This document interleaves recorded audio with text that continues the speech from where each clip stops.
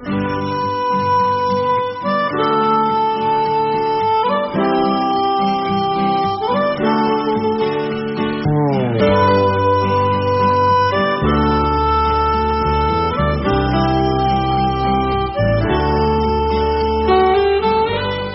and Astor by Michael McStay, with Stephen Thorne as Inspector Ronald Coleman and Joe Dunlop as Sergeant Fred Astor. A Day at the Races.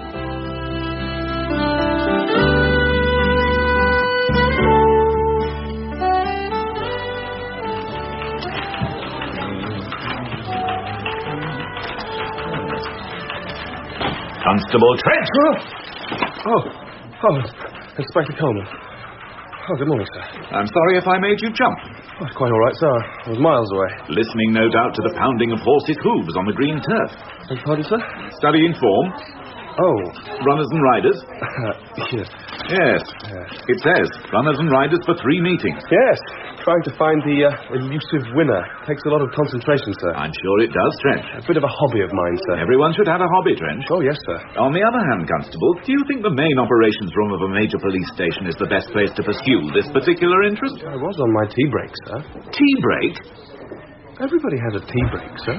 Do they? Well, I mean, it's a sort of an entitlement, sir. And when are you sort of entitled to this period of relaxation? Perhaps while pursuing a joyrider at 90 miles an hour through the Totten High Road? No, sir. Maybe while chasing a mugger past the Greasy Spoon Cafe, you think, good grief, that's 11:15. No, sir. Time for a pot of Latsang Souchong and a Barb Oliver.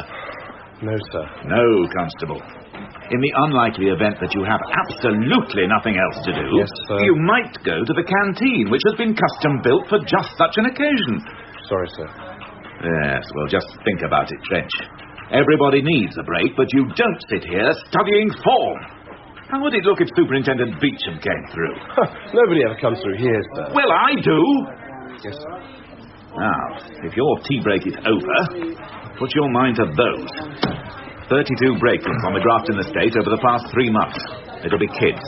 Put those through that wonderful computer of yours. Find out which ones are connected. Those that are may throw up something to give a lead to which kids. The ones that miss school on certain days and well, you know the sort of thing. Yes, sir. When you've come up with something, get it to me and I may reward you with 5 minutes for a cup of tea. Inspector Coleman, sir. Yes, Constable. The Grafton estate, sir. We've nicked 2 lads. What?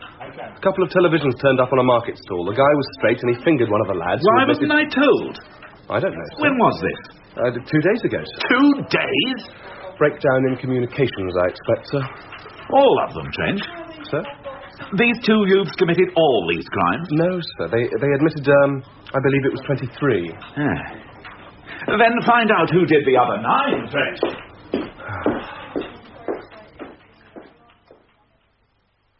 Graham. Mike or Michael, I don't know. Maybe. Maybe not. Check them both. And the third is Peacock.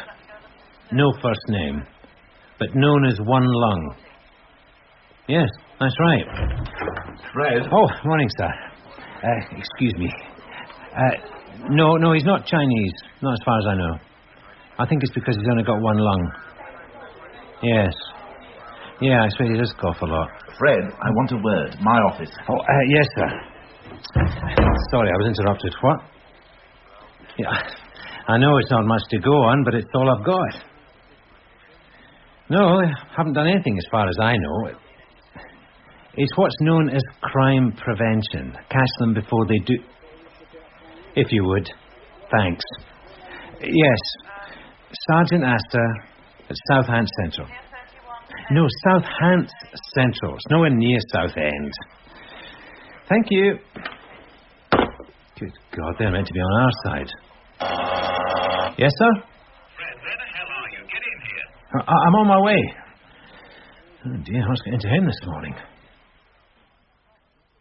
Yes, ma'am. Not at all. Come in. Sir? Yeah, I'll come straight up. No, ma'am, I won't get lost. I left a string trail the last time No, ma'am. I realized it was a joke and I was just... Right away. I wonder what she wants. Perhaps. Superintendent Beecham. Probably got a shopping list for you. Now, that's not funny, Fred. No, sir. Is it a bad morning, sir? Oh, it's a bad week, Fred. Do you know that Margaret has to travel 6 miles to get my breakfast smokies? Oh, I can probably get those for you, sir. I have a fishmonger. Yeah, but they're not fresh, Fred. Well, they're smoked, sir. Yeah, but I like them smoked and then eaten on the same day. Ah, well, Scotland's a long way away, sir. Yes. And then there's my knock-and-do single malt. I can't get it, Fred. Well, that is the problem, sir. My man said there was no demand for it. So I said that I was there demanding it. What did he say, sir? Well, he said he would order me a crate, but I said I couldn't afford a crate. And why couldn't he order a crate and keep them in for me?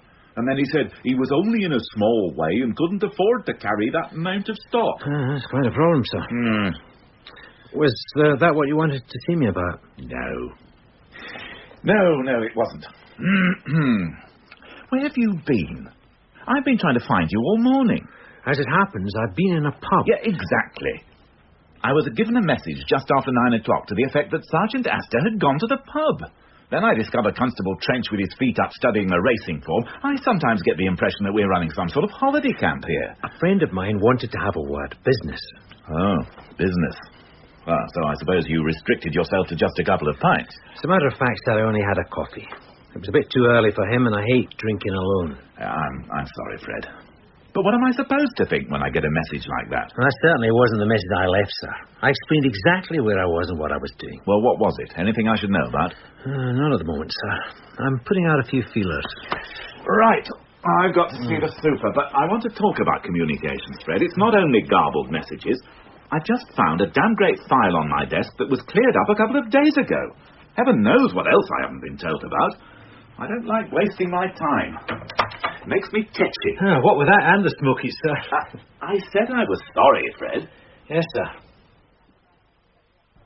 I'm delighted to hear it, Inspector. A nice spectacular crime with a nice spectacular arrest may give the tabloids a field day, but a long succession of petty crime like that on the Grafton estate eventually undermines the public's confidence. We don't win any promotion for that sort of thing, but we earn a lot of respect. My officers will be pleased, Ma'am. Good. Now, what about you? How are you getting on? Settling in all right? Oh, yes, thank you. I'm pleased. As you said nothing, I took that to be a good sign. I suppose so. No problems then? No complaints? Well, there's too much crime. Oh, yes.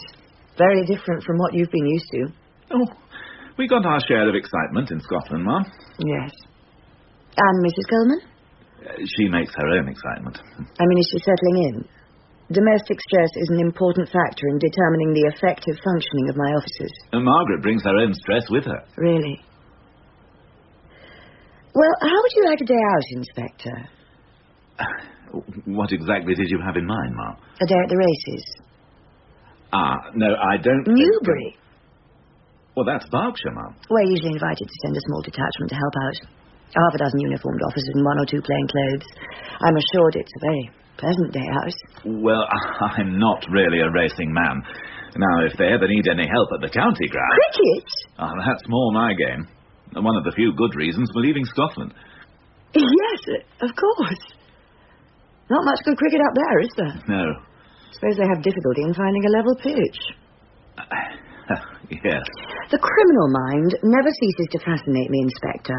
But the machinations of the England selectors are sometimes impenetrable. Can you explain the Gower business to me?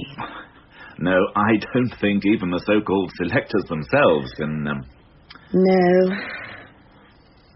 Well, as it happens, I often have to devote the occasional hour or two on a sunny afternoon to ensuring that no serious offence is being committed over at Bannister's Park. Might well be a good thing if you met some of the officials. We might even go together. Oh, yes. Yes, of course. Good. In the meantime, Newbury Racecourse this Saturday. I'll let you have the final arrangements later. Here we are. Thank you. Do you do food? Yes, sir. There's nuts, roasted and plain, or mixed, a variety of crisps. No, I meant... And pokey scratchings. No, I meant meals. To my mind, sir, a man comes into a pub for a drink. If he wants to eat, he should go to a restaurant. I see. On the other hand, the wife has been known to offer nourishment to livers in need of reinforcement against the constant onslaught of alcohol. Well, if you're sure it's not too much trouble... What a very strange man. That was almost poetic, Jamie. Oh, good evening, Fred. I didn't see you sidle in. Where did you learn all these big words? I worked in the library during my last time in Barlini. Read the dictionary from cover to cover. Well, what do you have? Oh, I'll nurse a pint, thanks. Oh, you're never going to get rich, Jamie. There goes another dissatisfied customer. I bought a pub to sell booze. I can't be doing with all those puffed-up places where they sell you glasses of vinegar along with 2 twists of lettuce, a bit of tomato and a sliver of ham and call themselves a wine bar. The money's in food these days. Aye, whose fault is that? You and your bloody breathalyzer. I mean, how am I going to make a living in a country pub when you're waiting outside with a team of coppers waiting to lock up my best customers? I don't make the laws. Oh, that was that bloody Labour bunch. I was inside at the time, or I'd have voted them out. You voted Tory all your life anyway. Yeah, well, I've always believed in private enterprise. That's where I like that Thatcher woman. A society where there was a lot of idle buggers making a lot of money, and them too idle to look after it properly, which let in the likes of me. Crime's still on the increase today, Jamie. But it's not what it was, Fred. It's all kids knocking off cars, nicking a couple of quid's worth of gear, and drugs. No, I'm glad I got out when I did. I never forget that. Well, what do I... No, have that one on a house, old time's sake. Oh, well, cheers. Cheers. Well, like I say, you'll never get rich. I'll do all right. I'll send the wife over to those 2 in a minute. She does good, honest food. She'll make the apologies and they'll feel obliged to order after what I told them. Method in your madness, eh? Oh, it's well, Sergeant. Oh, sorry, Fred. Yeah. Same old method. That's what finally did for you. Never could learn new tricks, could I? Well, that's in the past. What about these characters of yours? Are they in yet? Not yet. Probably stop for one on the way. Have you got anything on them? One of them, Edward Durbridge, has got some small form, but the other 2 are clean. Well, you take my word for it. They're a very heavy mob. They don't deal in halfpence.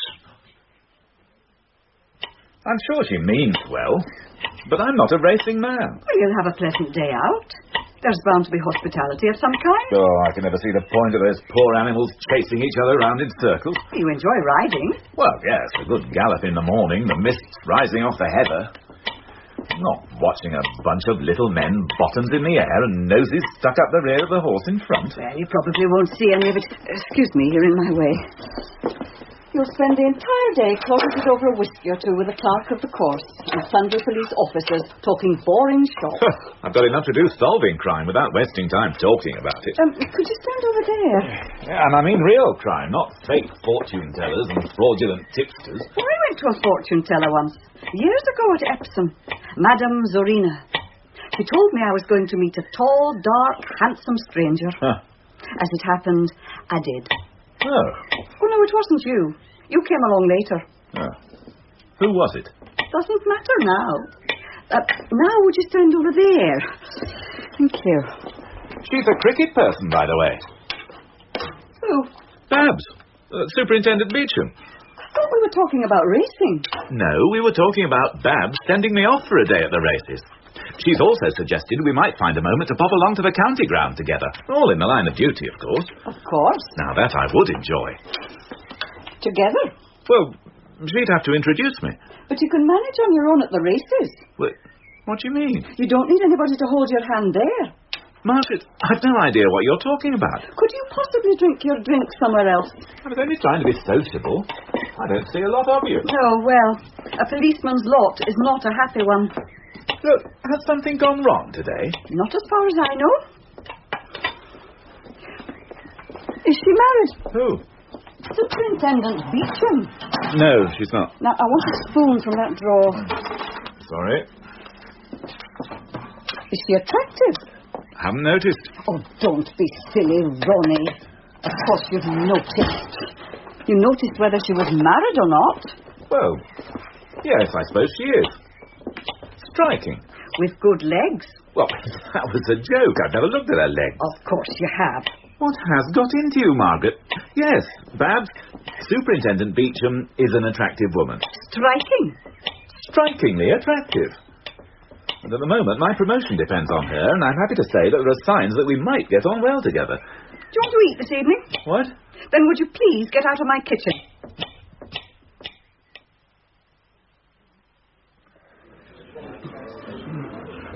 What are you drinking? Yeah. Me? Yeah, you. What do you want? Oh, no, I'm all right, thank you. I was just on my way, anyway. Not before I bought you a drink. Look, it's... Name's Peacock, Jerry Peacock. You a friend of the governor? No. You are... Astor. Fred Astor. So what do you have, Fred? No, I don't want another drink. Well, suit yourself, just trying to be friendly. Seeing as you're a friend of the governor and on your own... No, I'm not a friend of the governor. Oh, yeah, you said, no. You in the same line, then? What do you mean? Well, he's a villain, isn't he, Jamie? Is he? Yeah, I sussed that. But you would know, being a friend. No, I came in here for a beer. And a chat to the governor and one or two questions. Well, if you'll excuse me... Are you the law? Look, you're starting to annoy me. Look, don't chance it, matey, I'm mob-handed. But then you know that too, because you was asking questions about me and me mates. I don't know what you're talking about. Don't worry about it. You was very discreet. It would have taken an expert. But then I am an expert. Me and me mates, where we come from, your life might depend on knowing who's talking about you. And where do you come from? I asked you first. Anyway, you know where we come from. Your mate told you. Once and for all. Oi, Jamie, come over here a minute.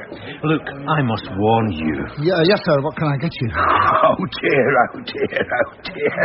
No, it doesn't matter, Jamie. Forget it. I must warn you. You're the law. Fred just dropped in to... Now, look here, Mr. It doesn't matter. You're a copper. You see, I can always smell a villain or a copper, and I've got to be honest, you smell more like a villain. And if you was a villain, then I wanted to know what you was doing here. But as you're a copper, well, you're just going about your lawful business, as it were. I'm sorry, sir. Oi, Ted, Mike, come over here, meet a mate of mine. Jamie, my old son, set him up again and give our friend here another pint. I've already told you. You're not worried about driving, are you? Look, here, Mike Graham, Ted Durbridge. This is Fred. Fred, what was it? Astor. Astor? It's a bloody flower, ain't it? He's a copper, Mike. That's what he's been about. The flower of the force. Look, leave it out, Jerry. Just being friendly, Ted. There's 3 large and a pint. But I said I didn't want one. Just drink it. Well, come on, Fred. Join us. You'll be all right. We're just here for the races. We don't mean anybody any harm, do we? Oh, come on, Ted, smile, do we? You're a bloody Burke, you are. Look, don't pay him any attention, Fred. We've had a good day, me and Mike. But Ted here has done a bundle. Won't take advice, you see. Well, that's his trouble. Well, come on, Fred. Come on over to the table. Bring your beer. I'm sorry, Fred. Maybe you'd better... Jamie, phone the number, will you? You want Constable Trench? Get him here. It'll take an hour, but get him here. Sergeant Astor is a big boy now, Constable. No, I'm quite sure everything's all right, but you did well to advise me. Keep me in touch. Yeah, I'm at home all evening. Not trouble, I hope. No, I don't think so. Constable Trench. I'm not sure whether Fred Astor has fallen among thieves literally, or has just got himself too drunk to drive and is sent for a lift home. Well, there's nothing you can do about it now. Come and finish your coffee. No, so what did I say to you, Mike? He said to me, that horse is so intelligent he'll outthink the other buggers, and me, like a mug, I listened to him and I put a bundle on it. So, go on, what happened? Up goes the tape, and that bloody horse jumps the first circuit, and then went past the finishing line to go round again. And I swear to you, Fred, it's top stone dead. Like it knows where the camera is and is waiting to have its photo took. The bloody jockey's kicking it. Nothing. Stands there with a smile on its face thinking it's won. Yeah, and I'm well choked. And I can't stop laughing. I told him that was a smart horse, but I didn't reckon it was that smart. Took the shortest bloody route to the winning post. Oh, you ain't even smiling, Fred. Come on, drink up. It's your shout next. I don't want... There's enough. Right, that's it, Jerry, enough. You're going to screw everything. You want out, Ted, so get out. You're a pain, you are. We're having a drink with the locals, that's all. Well, I'm saying that's enough. And I'm saying we have one more drink with Fred and then we put him in his car and send him home. No more. No, excuse me. Sarge, are you all right? Well. Good evening, Constable. A sergeant? Your friend is a sergeant? I've got the car, Sarge. Have you come to give him a lift home? Well, isn't that a lucky thing? Come on, it's okay, Sarge. I'm all right. all right. Do you fancy a drink before you take your friend home? Oh, shut your bloody mouth, Jerry. Come on, take it easy, Sarge. You'll be all right. Oh, excuse me. No, that's all right. Come on. I do beg your pardon. I'm sorry, Terry. All right now.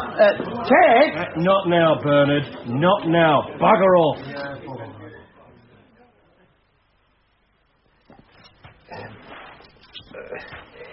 Could you possibly not pace up and down, sir? What? It's making me feel a wee bit dizzy. Oh, good grief. Oh. Well, you better sit down yourself. Oh, thanks, sir. What on earth were you thinking of, Fred? I'm trying to explain, sir. Well, you can handle your drink. They were spiking. Drinking with known villains. You weren't there, sir. And what does that mean? I've known it to happen. They were having fun. What they think's fun. I was never going to get out of there. You're a grown man. There's a kind of person... Look, I've had one piece of information on my desk this morning. Somebody at CRO used their head. He followed up the nickname One Lung. His name isn't Peacock, it's Paisley. One Lung Paisley. He's got more form than Desert Orchid. Who? It's a horse, sir. Paisley, Peacock, is a psychotic. He lost a lung as a result of a fight in the scrubs. You're never going to understand this, sir. I'm listening. There's a kind of villain who hates coppers. Well, anyone in authority, but coppers are special. I've seen it happen. I wasn't going to get out of that place in one piece. Once he knew I was a copper, Oh, I'm sorry, sir. Not making much sense. And this is what you were talking about yesterday? Yes, sir. The landlord of the Lamb, Jamie Bell, he's an ex-con. Oh? A long time ago, sir. The point is that when he went for a license, well, I didn't speak against him. You stuck your neck out? Yeah, I know you don't approve of that sort of thing, sir, but he's always been a good source. Well, I could name 4 or 5 that he's helped put away. All right. Anyway, he reckons he owes me one and he got in touch. Oh, God, look, I'm sorry, sir. I'm not making a lot of sense. Enough, Fred. I'll go and talk to him. You better go and do something about that head of yours. Preferably keep it low for the rest of the day. He won't talk to you, sir. Who? Jamie Bell. He doesn't like policemen. It seems that not many people do.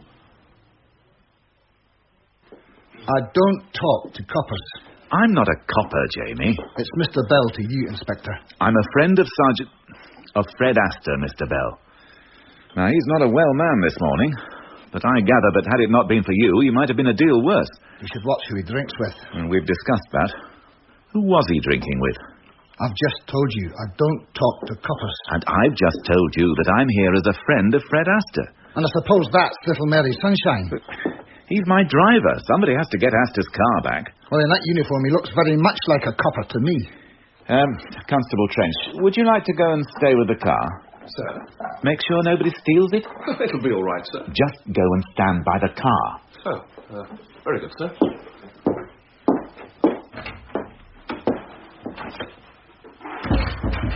So, tell me about these people. I don't know anything about them. But you talked to Fred about them. I owe Fred. No, all I can tell you is that they were heavy. I've done time. I reckon you know that. But I've never done anybody any harm. With me, it was just a way of life. But I've seen the heavy lads, so I'll call Fred. Well, you must have had something to go on. No. I'll listen to them talk. They've got something big going on, so I don't want them doing it in my pub. That's why I called Fred. What were they doing in your pub? You mean because I'm an ex-con? No. I do rooms here. Anybody can use them. But I also asked myself why they were staying here. These people can stay at the best, so why are they staying in a pub? And I reckon it's because they don't want to draw attention to themselves. Well, they certainly did that last night. Oh, aye. Does the name Paisley mean anything to you? Known as One Lung Paisley? Nothing. Well, he's the man calling himself Peacock. All I know about him is that he's a nutter. Now, I don't know anybody. On my own patch, I know everyone and they know me, which is why I am where I am. I've got a good, clean life down here. I just thought I could do Fred a favour. For old time's sake. Well, they haven't caused any trouble up to now. There's still 2 days of the races to go. No, you can't go today, Inspector. You're going tomorrow. I'm told it's the best day of the meeting, by the way. I'm not interested in the social aspect. And you have not given me any reason to believe that a more overt police presence would be appropriate. 2 known villains, ma'am. One with convictions for assault, grievous bodily harm. If we checked everybody attending the race meeting, we would find enough felons to fill Winchester Prison. Horse racing traditionally attracts these people. Most of them are there to find an easy way to get rich quickly. Exactly, ma'am. Give me some evidence, Inspector. Convince me that your friends are going to commit some major crime, and I will alert Berkshire. I just have this feeling. Oh, one of your hunches, Inspector. Good grief. I beg your pardon? Nothing, ma'am. You know how I feel about hunches. Yes, ma'am. I'll talk to Superintendent Henshaw. He'll be your host tomorrow. Nothing is going to get past him, and he is well aware of what to expect at racetracks. You relax. Go along and enjoy yourself, Inspector. Hey, Terry. Oh, Sarge? Are you busy? Well, there's always something. I mean tomorrow. Fancy a day at the races? Me? Is this a joke? On duty, mind. Oh, in uniform? Afraid so, Terry. But I'll make a change from logging the traffic offences. Yes, I love it. Good. I can fix it. I figure I owe it to you after last night. Are you all right now? Not so bad. Managed to get my head down for a couple of hours. How did you manage to do that? Ask no questions, Terry. Let's just say that I owe Sergeant Kerrigan a pint for making sure nobody went near number 3 interview room for a while.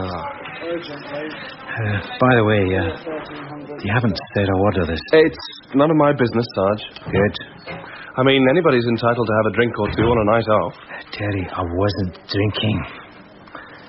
Oh, never mind. You could have fooled me. Those people I was with were villains. And you were drinking with them? You're winding me up. I could just change my mind about tomorrow.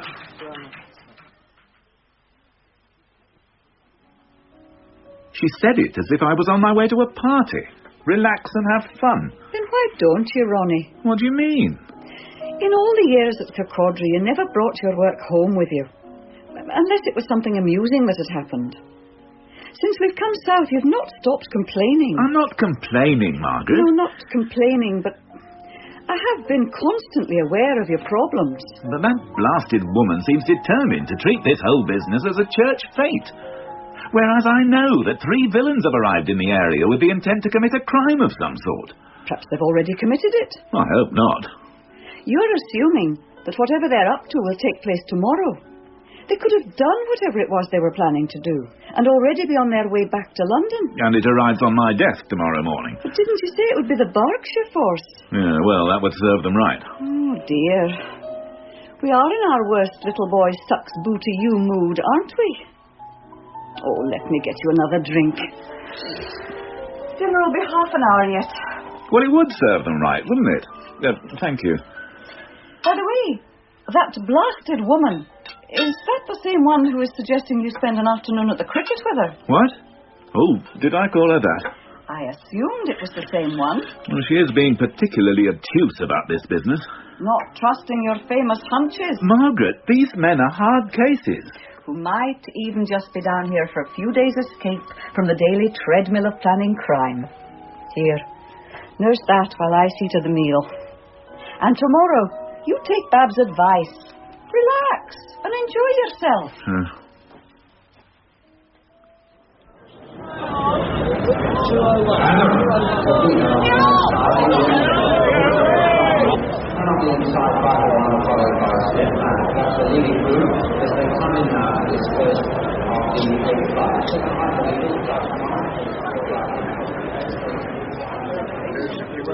Well, you look as if you're back to loser in the first and have little confidence in your choice for this one. Oh, do I? I'm sorry. You must be Inspector Coleman. Yes. Yeah, well, let me introduce myself. Jack Henshaw, Berkshire. Oh, yes, sir. Can I get that glass of yours topped up? No, thank you, sir. I had a call from Babs. Babs? Oh, sorry, Superintendent Beecham. Always call her Babs. Attractive woman. Oh, strikingly so. And a first-rate policeman. Make no mistake about that. I wasn't going to, sir. She tells me you think there's something afoot today. Well, all I know is that some villains from London... How many? 3 that we know of. Oh, 3 dozen, more like. Sir? And a great deal more than that. Race meetings attract them. From the card sharps to the pickpockets and straightforward bag snatchers. There's nothing to do with the sport. The crowds attract them. You know that. Yes, sir. Well, you can't blame them. There are idiots out there pulling wads of fivers and tenors out of back pockets, anxious to throw it away on some half-winded nag. And if they get lucky, they stand there counting the winnings out in the open before they head for the bar to spread a little largesse. Is enough to tempt a mother Teresa. I think my boys are heavier than that. Oh, I'm sure they are, Inspector. Yeah, rest assured, we are aware. If they're here... Oh, they're here, sir. Well, you've seen them? Not yet, sir. My men are keeping a sharp eye. Yeah, and so are mine. Now, there's very little more that we can do other than enjoy ourselves. There's got to be the occasional perk in our job. Yeah, we'll pay the price on Monday when today's little crime wave catches up with us. Now, more of them, eh? No, thank you, sir. I'll just go and see how my men are getting on. Oh.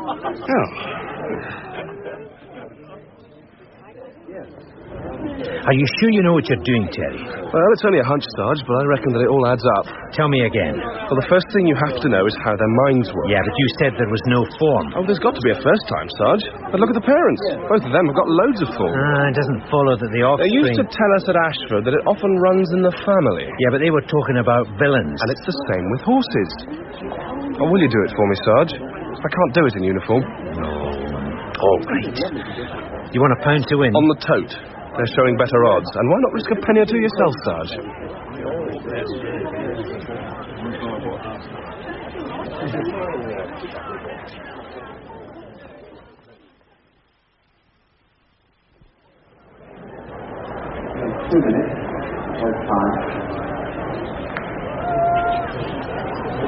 Your ticket, sir? What? Your ticket, sir. Oh, what place is this, then? The member stand. And who gets in here? People who are members. And who do you have to be a member? Preferably somebody wealthy. Ah, I see. Excuse me, sir. Are you a member? Oh, no. Coleman, Inspector. Ah, are you looking for somebody? Yes, I am. A bit like a needle in a haystack. Can I help? No. Thank you. Ah! Is that one of them? What? Yes, down there. Oh, damn, I'm going to lose him. Light grey suit, dark hair, red tie, furtive expression? Yes. Leave it to me, sir. No, it's all right. No problem, sir. Tango 2 to main ring. I only want to... Suspect, light suit, dark hair, red tie. Oh, well, why not? Heading directly toward you. Detain and wait, no force. Question only. I tell you, I'm a police officer. If you just want to ask me some questions. If you just let me reach slowly into my inside... Your hands by your side. Oh, you're not going to believe this, sir. Hello, Fred. What have you been up to? Nothing, sir. These two goons suddenly jumped on me. I hope they did not. What's going on? You shouldn't look so furtive, Fred. Is there some mistake? No, not at all. I'm very impressed. Very efficient. We are trained. Yes, well, you can leave him to me now. Many thanks. No problem, sir. What's going on, sir? A case of mistaken identity. Right, have you seen them yet? What's that in your hand? Oh, I was just putting a bet on, sir. Fred? Oh, no, not me, sir. You know me, sir. Everybody seems to be catching the atmosphere. This is not a day out, Fred. No, sir. Have you seen them yet? I haven't. Too busy placing bets. Well, I'm certain they're here. And whatever they're here for, they haven't done it yet. Well, would you believe that? If it ain't our police, my friend. Getting into trouble again, were you? How are you, Fred? How's the head? It's good enough. Gerald Paisley, isn't it? Never heard of him. Who's your friend? Inspector Coleman, Southampton Central. Bit off your beat, ain't you? You'll be Graham? Michael Graham. And Edward Durbridge. What's it to you? Nothing at the moment. Well, very nice to have met you. Well, I hope your sergeant there hasn't been telling tales out of school. Come on, leave it out, Jerry. My sergeant can look after himself. And as you mention it, you're a long way off your usual patch, aren't you, Paisley? The name is Peacock. I don't care what you call yourself. You still have a string of convictions for GBH, aggravated burglary. 3! I got 3! You're giving me a bad name, Inspector. Wait, what's it to you anyway? I have to ask myself what known villains are doing... You got nothing on me. I have to ask myself what known villains are doing so far away from home. Minding our own business. That's right, Ted. Having a day out, Inspector. Don't you ever have a day out? Not while the likes of you gentlemen are walking free. You got no right to say that. I could have you stitched up for libel saying things like that. All right, take it easy, Mike. Don't let him get to you. Look, we're entitled to go to the races, Inspector. No law against that, is that? Having a little flutter, that's all there is to it. We're just three honest citizens, all right? And I'm going to make quite sure you stay that way. Look, I tell you what you do, Inspector. You can have your sergeant there join us. Keep an eye on us. I might even buy him a drink at the end of the day. You listen to me enough, Sergeant. Oh, you got to laugh, haven't you? Come on, Jerry. All right, Ted. Look, don't want to spoil a nice day out talking to the filth. I'll tell you what, Fred. Do yourself a favour and put a few quid on the jester in the next race. They're up to something, sir. Far too damned confident. We know that, Fred. The problem is what? Might be an idea to put somebody onto them. No, they'd love us to do that. They asked us to do it. If they're not up to anything, maybe somebody else is. Yes, but who? Maybe they're just here to make sure something happens. Enforcers? Or maybe to cash in on it when it happens. Well, that's more like it, Fred. Horse doping? Something like that? Excuse me, sir. Inspector Coleman, sir. Well, here's the expert on horses. Yes, Trench? Well, I wonder whether you could take a look at somebody. Who? This way, sir. Who is it, Terry? I don't know. He must be an owner. Or maybe a trainer. Well, you'll have lost him by now. Oh, no, sir. He's not going anywhere for a minute or two. There, sir. In the saddling enclosure. Which one, Constable? That one there, sir. With the one talking to his horse? I don't think he's talking to his horse, sir. I think he's talking to his jockey, who is standing on the other side of the horse. Ah. Yes, of course. What about him, Terry? Well, he was in the pub the night that you were having a drink with those people. I wasn't having a drink. What are you saying, Constable? Well, I'm saying, sir, that he came in just as we were leaving. And he'd obviously come in to see them, but they didn't want to know him. They told him to clear off. You're sure? Oh, yes, sir. Then who is he? Well, I've got a race card here. Oh, good grief. Give it here. Police officers in uniform do not stand around studying race cards, Trench. I know that, sir. I went to the toilets when I wanted to study it. Number 10, Son of York. Owned by Mrs. G. Bishop, trained by B. Slater. That's him, sir. Bernard. They called him Bernard. Well done, Terry. Ah, they're mounting up. Right. The next move is to see the man in charge here. Clerk of the course, sir. Good. Fred, come with me. Oh, do you mind if I stay around down here, sir? Only that's my horse, Son of York. I've got £1 on it to win.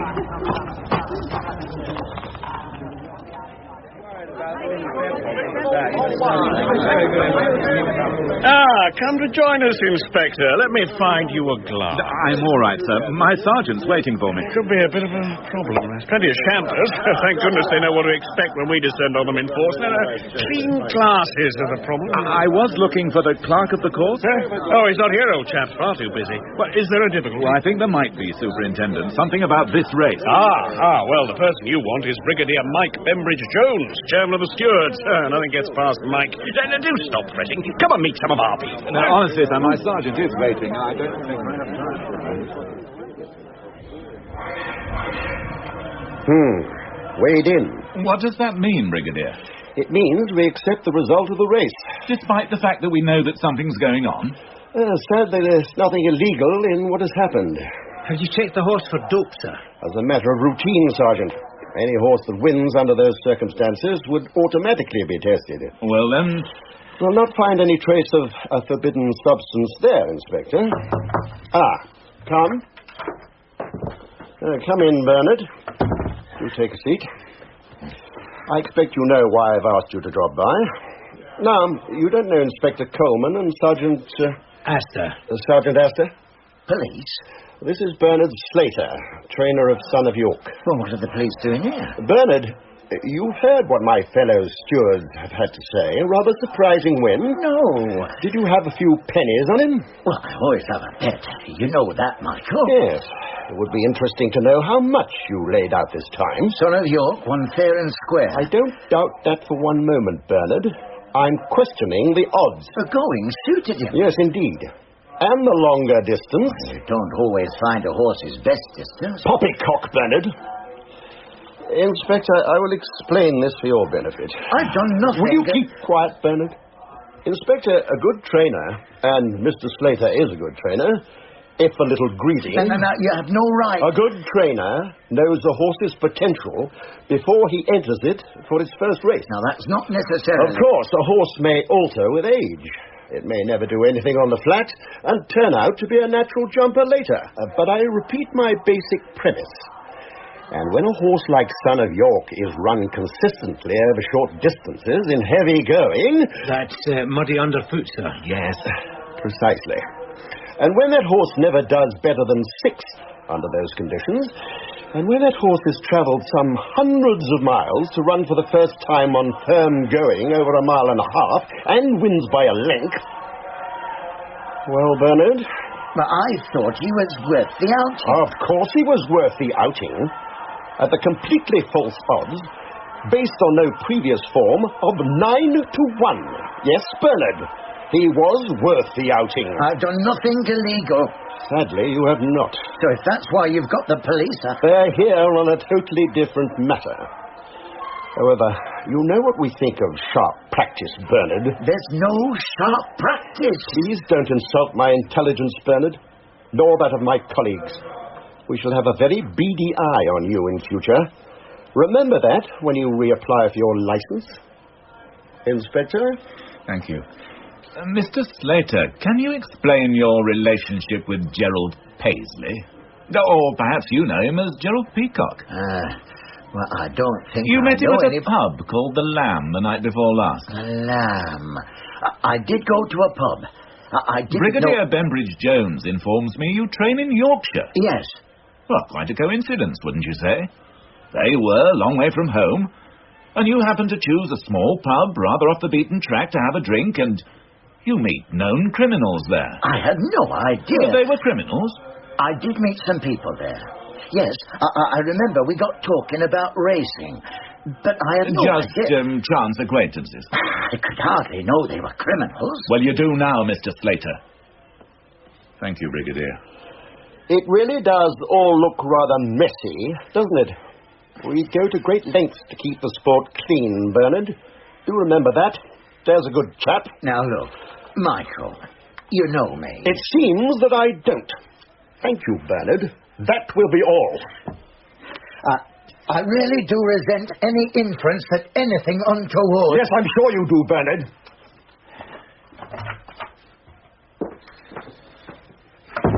I wouldn't like to see you if you ever got angry, sir.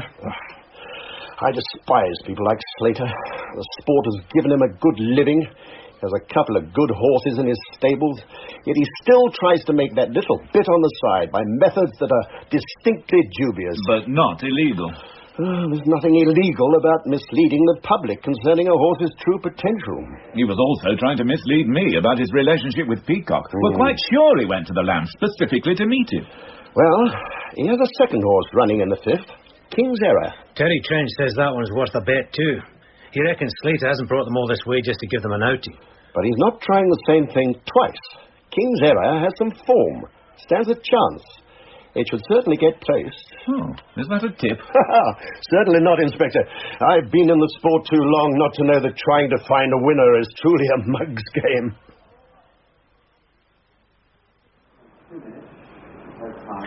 You stupid bloody bastard. I didn't know the police were involved. They're not involved. They were never involved. Not until you got them involved. They got no bloody idea what's going on. You know, that makes me laugh. I could tear your face off. All right, Jerry. It's not bloody all right, Durbridge. I've done a bundle on that race.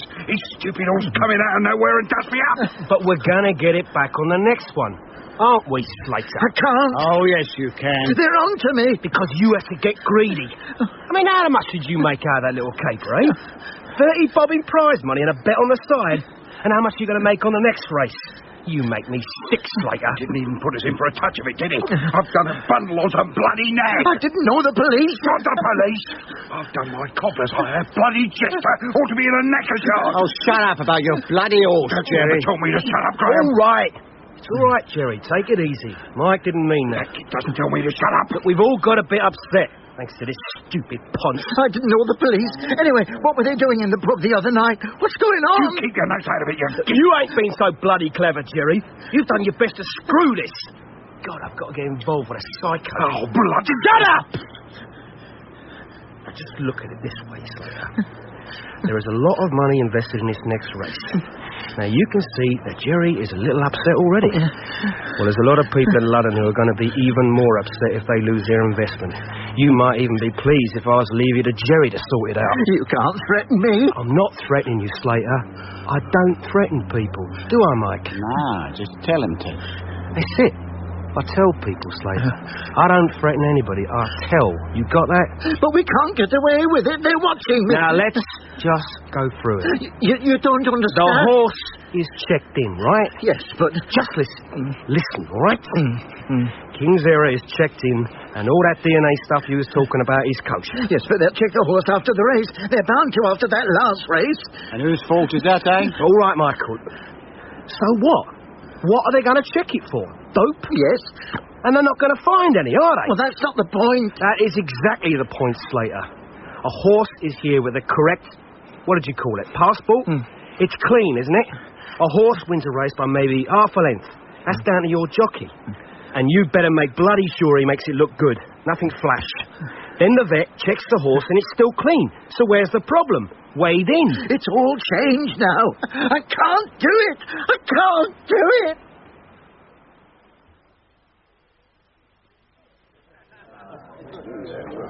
You're being very elusive this afternoon, Coleman. Well, it hasn't turned out to be the most relaxing of days. Well, let me find your glass. Then I want you to meet Mrs. Hendren. Oh, I was there a minute ago. They've probably gone to have a flutter on the next race. Are you a gambling man, sir? Oh, good Lord, no. I haven't seen a horse all day. Would Inspector Coleman please come to the chairman of the steward's office? Oh, dear. I'm afraid that champagne will have to wait, sir. Yeah, obviously. Is there something up, Inspector?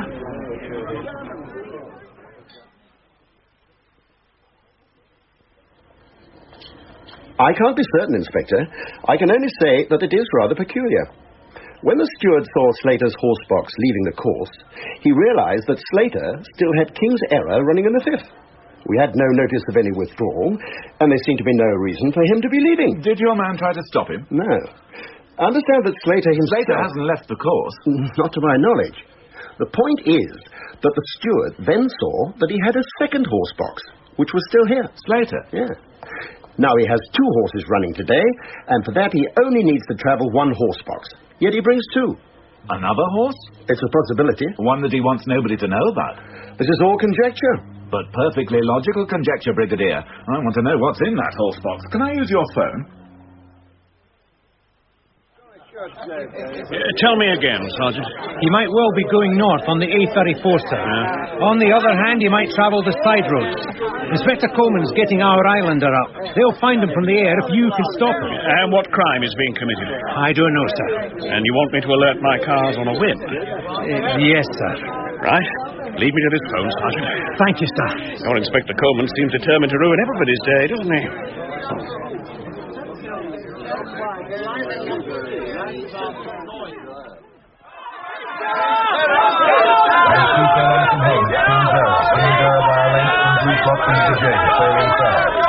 And as they go for the final furlong, it's King's Era. King's Era is still going half a length in front as Blue Pops and gaining fast. And they go into the final furlong.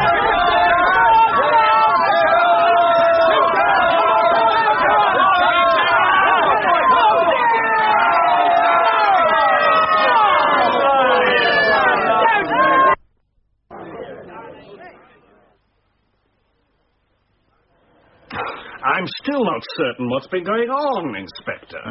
I have a suspicion that finally nothing has been going on, sir. So, what have we prevented? Brigadier? A ringer, Superintendent. I believe Buckfast Bell was going to run instead of King's Era. You see, every horse has its own DNA.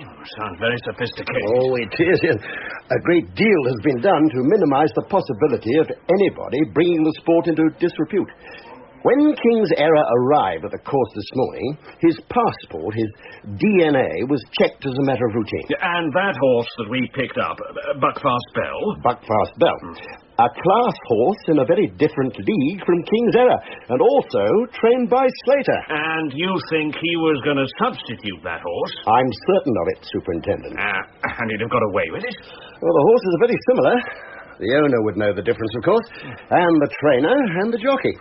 We'd done our work, and after the race, the vet would have taken a routine dope test, but he would not be expected to know which horse he was testing.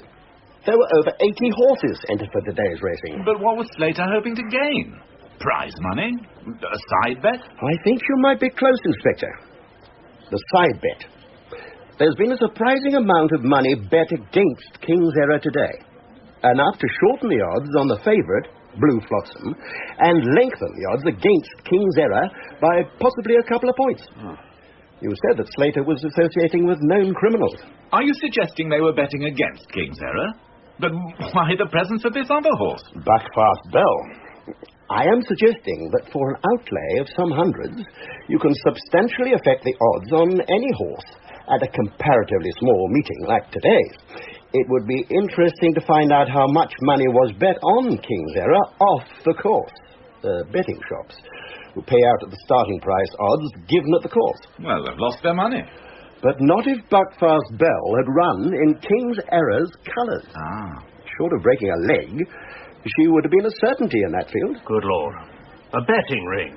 Investing possibly many thousands on a racing certainty whose odds have been manipulated on the course. At the end of the day, we have no risk. Well, you can be sure that we shall make life very difficult for Mr. Slater in the future, Superintendent. Oh, damn. Well, we're always told that crime prevention is... Don't you believe a word of it, Inspector. Nothing would have been better at the end of a pleasant day out than a high-profile arrest to get our picture in the papers. Can I use your phone? Of course. I suppose there'll be any champagne left. Henshaw here. You're holding a horse box driver and a horse. Put the fear of God into him and let him go. So Jerry Paisley, Peacock, is at the back of all No, this. he hasn't committed a crime. Yes, sir. Just make sure that he never sees Stop us at going Jamie by. Bell's pub on the way home. Yes, they might still be there.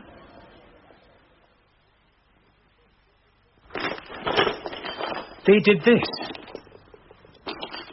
Oh, come on, Jamie. I told you once that as far as you are concerned, my name is Mr. Bell. Have it any way you like, but you can't let them get away with it. They might come back, Jamie. No, they won't come back. You know the rules, Fred. I've paid. We can make sure they don't come back. Help us, and we can put them away. Oh, is that what you reckon? And what are you going to charge them with, Inspector? Causing an affray? Malicious damage? And how long are you going to put them away for? A few months? A year? Peacock and that bunch are just the front men. A lot of very heavy people have lost a lot of money. Now, I don't know who these people are, and I don't care. I've paid. If you help us, there are ways we can help. Oh, bugger your help, Fred. You've done enough just being seen talking to me. You called me, Jamie. No, I tried to return a favour. Well, I've learned, haven't I? Look, can't you get it into your thick policemen's heads that I can't help you because I didn't see anybody? I didn't see that psychotic bastard while he held a broken bottle to my wife's face. And I didn't see the other two while I smashed my windows, my furniture. I didn't see them while I destroyed my entire stock. I didn't see them, Fred. You understand that? Yes. If you change your mind... Oh, sure. And if there's anything I can do... Aye, there is. You can get out. I'm opening this place up soon, and I've got a lot of cleaning up to do. Me and the wife. No bugger's going to come, but I'm opening up for business. I take it you don't want this reported to insurance. Who are you kidding? Well, you know where to find us. Yeah. Fred. Yeah? You did me a favour once. Do me another one now, will you? Don't come back. Come on, Margaret. What are we celebrating? Well, if you must know, I had a little bit of luck today. Oh? I don't suppose you know Mr. Breffni. He runs the hardware shop in the village. I happened to mention where you were today, and he gave me a tip. For a horse? I didn't really understand, but a trainer had come all the way from Yorkshire, especially to race his horse over a longer distance than they have in Yorkshire. Does that make sense to you? Son of York. That's the one. Margaret, that trainer is a crook. Well, I don't care. Mr. Breffni put a bet on for me, and I won over £10. So I thought, a little celebration... But this champagne cost well over £20. Oh, Ronald. There are times when I find your policeman's mind very boring. Morning, Terry. Morning, Sarge. Are you all right? Oh, I'm all right. You look as miserable as the Aberdonian who went out shopping on a flag day. I hate racist jokes. So what's wrong? Yesterday, that trainer with those villains from London. Yeah? Well, I got to thinking, and it struck me that if he'd come all that way, and if he had a second horse running, and then being a bit bent... King's Error? You backed it? Quite a bit. Oh, Jerry. Well, I got good odds, mind. But the thing is, I'm not sure I can see myself clear to payday now. Cheer up. I'll buy you a pint this evening. You know, I don't know much about this Brams Hill College. Yes, all right, Sarge. But one thing I did learn on the streets of Glasgow was that racing is a right mug's game.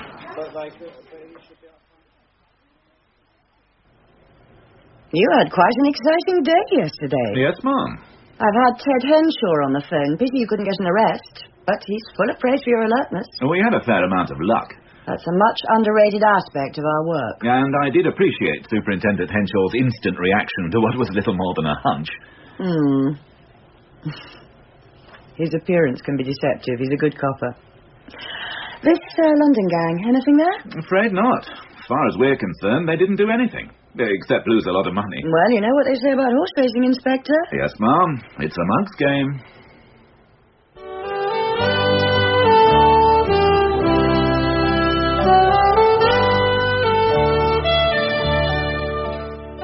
A Day at the Races in the Coleman Astor series starred Stephen Thorne as Inspector Coleman and Joe Dunlop as Sergeant Astor. Margaret Coleman was played by Diana Bishop, Superintendent Beecham, Francis Jeater, and PC Trench, Nicholas Boulton. One Lung Peacock, John Hartley, Jamie, Larry Dann, Mike Graham, McCartney Brown, and Ted Durbridge, Breffni McKenna. Superintendent Henshaw, Gareth Armstrong, the steward, David Jarvis, Bembridge Jones, David Sinclair, Slater, James Taylor, and the customer in the pub, Don McCorkindale. The series is written by Michael McStay. Theme music by Stephen Warbeck. The series producer is Jane Morgan, and the director was Ned Shire.